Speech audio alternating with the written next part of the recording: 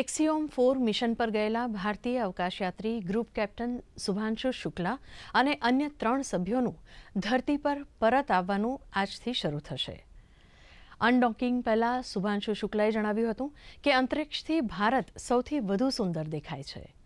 વિજ્ઞાન અને ટેકનોલોજી મંત્રી ડોક્ટર જીતેન્દ્ર સિંહે સોશિયલ મીડિયા પોસ્ટમાં જણાવ્યું હતું કે પરત ફરવાની યાત્રા ભારતીય સમય અનુસાર સાંજે 4:30 વાગે શરૂ થશે.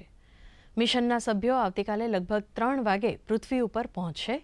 ત્યારબાદ શુભાંશુ શુક્લા અને અન્ય 3 સભ્યોને 7 દિવસના પુનર્વાસમાં રાખવામાં આવશે, જે દરમિયાન ફ્લાઇટ સર્જનો તેમનું નિરીક્ષણ કરશે, જેથી તેઓ પૃથ્વીના ગુરુત્વાકર્ષણમાં ફરીથી સમાયોજિત થઈ શકે.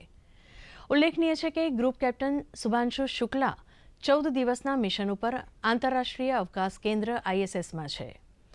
આંતરરાષ્ટ્રીય અવકાશ કેન્દ્ર પહોંચનાર તેઓ પ્રથમ ભારતીય છે અને અવકાશમાં જનાર બીજા ભારતીય છે.